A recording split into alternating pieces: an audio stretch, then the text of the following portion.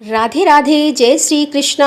आज की कथा में आप सभी भक्तों का हार्दिक स्वागत है। भगवान श्री कृष्ण और श्रीमती राधा रानी की कृपा सदैव आप पर और आपके समस्त परिवार पर बनी रहे। और अब भगवान श्री हरि विष्णु का ध्यान करके आज की पावन कथा का प्रारंभ करते हैं।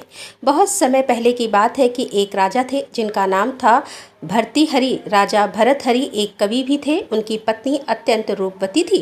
राजा भर्तृहरि ने स्त्री के सौंदर्य और उसके बिना जीवन के सूनेपन पर 100 श्लोक लिखे थे जो श्रृंगार शतक के नाम से प्रसिद्ध हैं। उन्हीं के राज्य में एक ब्राह्मण भी रहा करते थे जिसने अपनी निस्वार्थ पूजा से देवताओं को प्रसन्न कर लिया था। देवताओं ने उसे वरदान के रूप में अमर फल देते हुए कहा कि इससे आप लंबे समय तक युवा रहेंगे। लेकिन ब्राह्मण ने सोचा कि भिक्षा मांगकर तो मैं जीवन बिताता हूँ, मुझे लंबे समय तक जीकर क्या करना है। हमारा राजा बहुत अच्छा है, इसीलिए उसे ही यह फल दे देता हूँ। वह लंबे समय तक जिएगा तो प्रजा भी लंबे समय तक सुखी रहेगी। ऐसा सोचकर वह ब्राह्मण राजा के पास गया और उन्हें सारी बात बताते हुए वह फल उन्हें दे आया। सारी बात बताते हुए वह फल उन्हें दे आया। अब राजा फल पाकर प्रसन्न हो गया। फिर मन ही मन सोचा कि यह फल मैं अपनी पत्नी को दे देता हूँ। वह ज़्यादा दिन तक युवा रहेगी तो ज़्यादा दिनों तक उसका साहचर्य का लाभ मिलेगा। अगर मैंने फल खाया तो वह मुझसे पहले ही मर जाएगी और उसके वियोग में फिर मैं भी नहीं जी सकूँगा। ऐसा विचार करके उसने वह फल अपनी पत्नी को दे दिया। लेकिन रानी तो नगर के कोतवाल से प्यार करती थी। वह अत्यंत सुदर्शन, हष्टपुष्ट और बातूनी था। अमर फल उसको देते हुए रानी ने कहा कि इसे खा लेना, इससे तुम्हारी आयु लंबी हो जाएगी और मुझे सदा प्रसन्न करते रहोगे। फल लेकर जब कोतवाल महल से बाहर निकला तो सोचने लगा कि रानी के साथ तो मुझे धन दौलत के लिए झूठी मूठी ही प्रेम का नाटक करना पड़ता है और यह फल खाकर मैं भी क्या करूँगा। इसे मैं अपनी परम मित्र राज नर्तकी को दे देता हूँ। वह कभी मेरी कोई बात नहीं टालती, मैं उससे प्रेम भी करता हूँ और यदि वह सदा युवा रहेगी तो दूसरों को भी सुख दे पाएगी। ऐसा विचार करके नगर के कोतवाल ने वह फल उठाकर अपनी मित्र नर्तकी को दे दिया। राजा नर्तकी ने उसका कोई उत्तर नहीं दिया और चुपचाप वह अमर फल लेकर अपने पास रख लिया। कोतवाल के जाने के बाद उसने सोचा कि कौन मूर्ख या पाप भरा जीवन, लंबा जीवन जीना चाहता है। हमारे देश का जो राजा है वह बहुत अच्छा है, उसे ही लंबा जीवन जीना चाहिए। यह सोचकर उसने किसी प्रकार से राजा से मिलने का समय लिया और एकांत में उस फल की महिमा सुनाकर उसे राजा को दे दिया और कहा कि महाराज आप इसे खा लेना। अब राजा फल देखते ही समझ गया, पहचान गया और भौचक्का रह गया कि पूछताछ करने से जब उसे पूरी बात मालूम हुई तो उसे वैराग्य हो गया और वह राजपाट छोड़कर जंगल में चला गया और वहीं उसने वैराग्य पर 100 श्लोक लिखे जो कि वैराग शतक के नाम से प्रसिद्ध है। इससे पहले उसने अपनी पत्नी की सुंदरता पर 100 श्लोक लिखे थे जिनका नाम है श्रृंगार शतक। उसके बाद जब राजा भर्तृहरि का मोह भंग हुआ तो वैराग लिया उन्होंने और फिर उन्होंने 100 श्लोक लिखे जो कि वैराग्य पर ही आधारित थे और उनका नाम रखा गया वैराग शतक। अब इस कथा का सार क्या है, देखिए, यही है इस संसार की वास्तविकता। एक व्यक्ति किसी अन्य से प्रेम करता है और चाहता है कि वह व्यक्ति भी उसे उतना ही प्रेम करे, परंतु विडंबना यह है कि वह दूसरा व्यक्ति किसी अन्य से प्रेम करता है। इसका कारण यह है कि संसार व इसके सभी प्राणी अपूर्ण है, सब में कुछ न कुछ कमी है। सिर्फ भगवान ही एकमात्र पूर्ण है। एक वही है जो हर जीव से उतना ही प्रेम करते हैं जितना कि जीव उनसे प्रेम करता है, बल्कि उससे कहीं अधिक प्रेम करते हैं। बस हम ही उन्हें सच्चा प्रेम नहीं करते। संसार में प्रेम की तलाश करते रहते हैं और फिर भटकते रहते हैं यहाँ से वहाँ, और जिस ईश्वर से सच्चा प्रेम हम करने लगेंगे फिर उसके बाद सांसारिक प्रेम की चाहत हमेशा के लिए समाप्त हो जाएगी और मन भी हमेशा तृप्त और प्रसन्न रहेगा। कोई धोखे की गुंजाइश ही नहीं बच पाएगी। उम्मीद करती हूँ कि आज की कथा आपको जरूर पसंद आई होगी। तो अगर कथा पसंद आई हो तो वीडियो को लाइक करने के साथ ही वीडियो को शेयर भी किया कीजिए और कमेंट बॉक्स में राधे राधे जरूर लिखा कीजिए।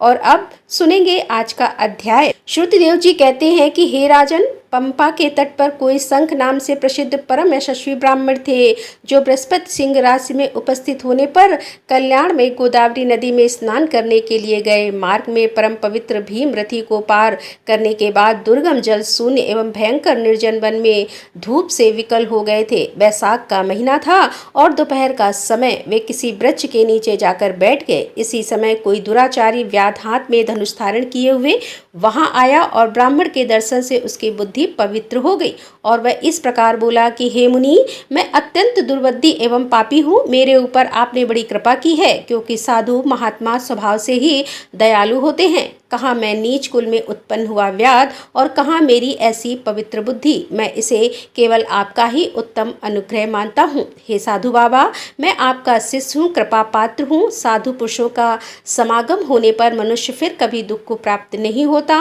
अतः आप मुझे अपने पाप नाशक वचनों द्वारा ऐसा उपदेश दीजिए जिससे संसार बंधन से छूटने की इच्छा रखने वाले मनुष्य अनायास ही भवसागर से पार हो जाते हैं। साधु पुरुषों का चित्त सबके प्रति सम्मान होता है। वे सब प्राणियों के प्रति दयालु होते हैं। उनकी दृष्टि में कोई नीच नहीं, ना कोई ऊंच है, ना कोई अपना है और ना ही कोई पराया है। मनुष्य अत्यंत संतप्त होकर जब जब गुरुजनों से उपाय पूछता है तब तब वे उसे संसार बंधन से छुड़ाने वाले ज्ञान का उपदेश करते हैं। जैसे गंगा जी मनुष्यों के पापों का नाश करने वाली है, उसी प्रकार मूढ़जनों का उद्धार करना साधु पुरुषों का स्वभाव ही माना गया है। व्याध के यह वचन सुनकर शंख ने कहा कि हे व्याध, यदि तुम कल्याण चाहते हो तो वैशाख मास में भगवान विष्णु को प्रसन्न और संसार समुद्र में पार करने वाले जो दिव्य धर्म बताए गए हैं उन्हीं का पालन करो। मुनि श्रेष्ठ शंख व्यास से बहुत कष्ट पा रहे थे। दोपहर के समय उन्होंने सुंदर सरोवर में स्नान किया और युगल वस्त्र धारण करके मध्याह्न काल की उपासना पूरी की। फिर देव पूजा करने के पश्चात व्याध के लाए हुए श्रमहारी एवं स्वादिष्ट कैद का फल खाया। जब वे खा पीकर सुखपूर्वक विराजमान हुए उस समय व्याध ने हाथ जोड़कर कहा कि हे मुनि, किस कर्म से मेरा तमो मैं व्याध कुल में जन्म हुआ और किससे ऐसी सद्बुद्धि तथा महात्मा की संगति प्राप्त हुई। हे प्रभु, यदि आप ठीक समझे तो मैंने जो कुछ पूछा है वह तथा अन्य जानने योग्य जो भी बातें हैं वह सब मुझसे कहिए। शंख बोले, पूर्व जन्म में तुम वेदों के पारंगत विद्वान ब्राह्मण थे। सांकल्य नगर में तुम्हारा जन्म हुआ था। तुम्हारा गोत्र श्रीवत्स और नाम स्तंभ था। उस समय तुम बड़े तेजस्वी समझे जाते थे, किंतु आगे चलकर किसी वैश्या ने तुम्हारी आसक्ति हो गई। फिर उसके संग दोष से तुमने नित्य कर्मों को त्याग दिया और शूद्र की भांति घर आकर रहने लगे। यद्यपि तुम सदाचार, शून्य, दुष्ट तथा धर्म कर्मों के त्यागी थे, तो भी उस समय तुम्हारी ब्राह्मणी पत्नी कांतिमती ने वैश्या सहित तुम्हारी सेवा की। वह सदा तुम्हारा प्रिय करने में ही लगी रहती थी। वह तुम दोनों के पैर धोती, दोनों की आज्ञा का पालन करती और दोनों से नीचे आसन पर सोती थी। इस प्रकार वैश्या सहित पति की सेवा करती हुई उस दुखनी ब्राह्मणी का इस भूतल पर बहुत समय बीत गया।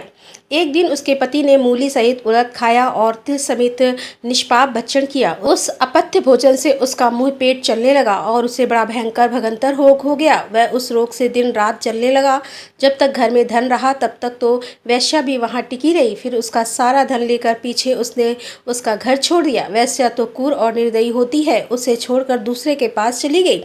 तब वह ब्राह्मण रोग से व्याकुल चित्त होकर रोता हुआ अपनी स्त्री से बोला कि हे देवी, मैं वैश्या के प्रति आसक्त और अत्यंत निष्ठुर मनुष्य हूँ, मेरी रक्षा करो। हे सुंदरी, तुम परम पवित्र हो, मैंने तुम्हारा कुछ भी उपकार नहीं किया है।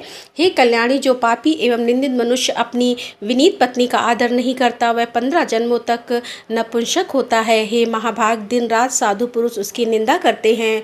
तुम साध्वी और पतिव्रता हो, मैं तुम्हारा अनादर करके पाप योनि में गिरूंगा। तुम्हारा अनादर करने से जो तुम्हारे मन में क्रोध हुआ होगा उससे मैं दग्ध हो चुका हूँ। इस प्रकार अनुताप प्रयुक्त वचन कहते हुए पति से वह पतिव्रता हाथ जोड़कर बोली कि हे प्राणनाथ, आप मेरे प्रति किए हुए व्यवहार को लेकर दुख ना करें, लज्जा का भी अनुभव ना करें। मेरा आपके ऊपर तनिक भी क्रोध नहीं है जिससे आप अपने को दग्ध हुआ बतलाते हैं। पूर्व जन्म में किए हुए पाप ही इस जन्म में दुख रूप होकर आते हैं और जो उन दुखों को धैर्यपूर्वक सहन करती है वही स्त्री साध्वी मानी जाती है। और वही पुरुष श्रेष्ठ समझा जाता है। वह उत्तम वर्ण वाली स्त्री अपने पिता और भाइयों से धन मांगकर लाई और उसी पति का पालन करने लगी। उसने अपने स्वामी को साक्षात्कार 6 सागर निवासी विष्णु ही माना। वह दिन रात पति के मल मूत्र साफ करती और उसके शरीर में पड़े हुए कष्टदायक कीड़ों को धीरे धीरे नख से खींचकर निकालती थी। ब्राह्मणी न रात में सोती थी और न दिन में। अपने स्वामी के दुख से संतप्त होकर वह दुखित सदा इस प्रकार प्रार्थना किया करती थी कि हे प्रसिद्ध देवता और पितर, मेरे स्वामी की रक्षा करें, इन्हें रोगहीन एवं निष्पाप कर दे। मैं पति के आरोग्य के लिए चंडिका देवी को भैंस का दही और उत्तम अन्न चढ़ाऊंगी।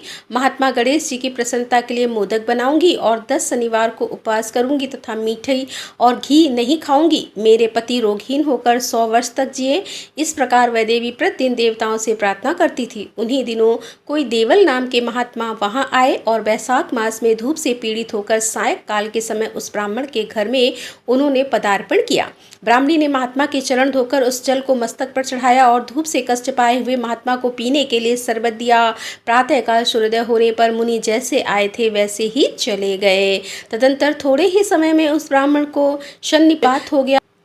ब्राह्मणी सोंठ, मिर्च और पीपल लेकर जब उसके मुंह में डालने लगी तब उसने पत्नी की उंगली काट ली। उसके दोनों दांत सहसा ही सट गए और ब्राह्मणी की उंगली का वह कोमल खंड उसके मुंह में ही रह गया। उंगली काटकर उस वैश्या का ही चिंतन करता हुआ वह ब्राह्मण मर गया। तब उसकी पत्नी कांति मती ने कंग बेचकर बहुत सा ईंधन खरीदा और चिता बनाकर वह साध्वी पति के साथ उसमें जा बैठी। उसने पति के रोग शरीर का गाढ़ आलिंगन करके उसके साथ अपने आप को भी चिता में जला दिया और शरीर त्याग कर वह सहसा ही भगवान विष्णु के धाम में चली गई। उसने वैशाख मास में जो देवल मुनि को शरबत पिलाया और उनके चरणोदक को शीश पर चढ़ाया था, इससे उसको योगी गम्य परम पद की प्राप्ति हुई। और तुमने अंतकाल में वैश्या का चिंतन करते हुए शरीर का त्याग किया था, इसीलिए इस घोर व्याध के शरीर में आए हो और हिंसा में आसक्त हो, उसको उद्योग में डाला करते हो। तुमने वैशाख मास में मुनि को शरबत देने के लिए ब्राह्मणी को अनुमति दी थी। उसी पुण्य से आज व्याध होने पर भी तुम्हें सब सुखों के एकमात्र साधन धर्म विषयक प्रश्न पूछने के लिए उत्तम बुद्धि प्राप्त हुई है। और तुमने जो सब पापों को हरने वाली मुनि के चरणोदक को सिर पर धारण किया था, उसी का यह फल है कि वन में तुम्हें मेरा संग मिला। राधे राधे। जय श्री कृष्णा। उम्मीद करती हूँ आज की कथा आपको जरूर पसंद आई होगी। इसके आगे का वृतांत आप कल की कथा में सुनेंगे। तो मिलते हैं इसके आगे की कथा लेकर। तब तक के लिए राधे राधे। जय श्री कृष्णा। हर हर महादेव। जय भोलेनाथ।